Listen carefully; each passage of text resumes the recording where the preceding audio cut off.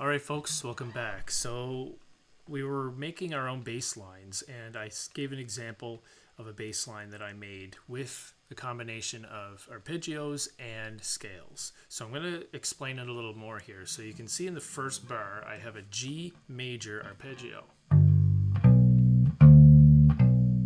Okay? And sometimes that fourth finger can be a little tricky to get, but when you're using this, you can do that for sure. Take a little bit of practice. In the second bar, I do a G major scale starting on E, descending. So I go, which is essentially an E minor scale because they all have the same notes. G major and E minor have the same notes when we're talking scales. Just starts in a different place. So the next bar, I have part of a C major arpeggio. So I go just root third, okay? In the last measure, the last bar, I have a D chord. So I'm doing a descending G scale starting on D.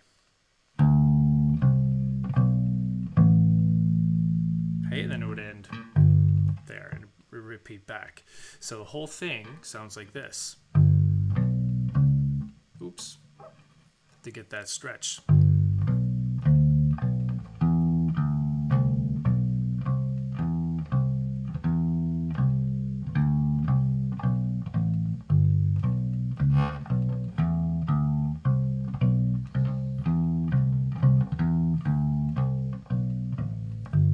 Couple little hiccups there, but you get the gist of it.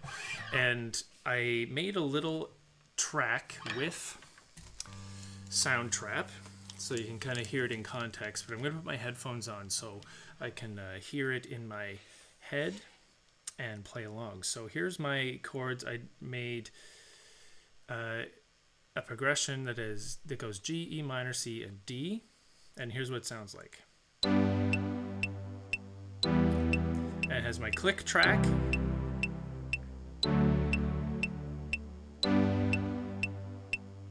Now it might be a little fast for me, so I think I'm going to slow it down just a little bit.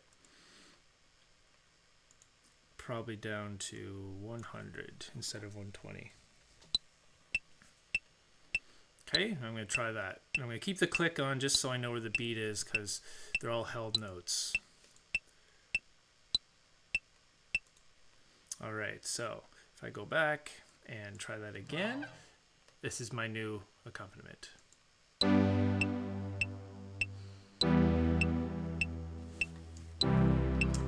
I'm going to try that now.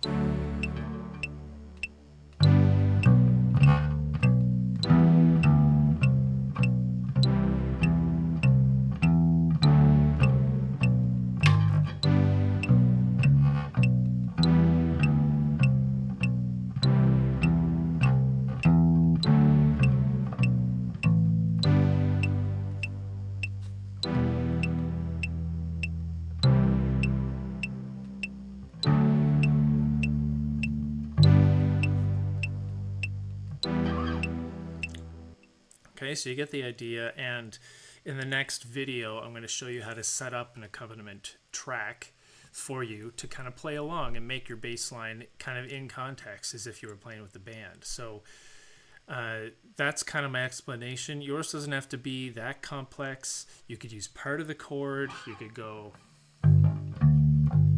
just the root fifth, root fifth, root fifth of the chord. You don't have to use all the notes.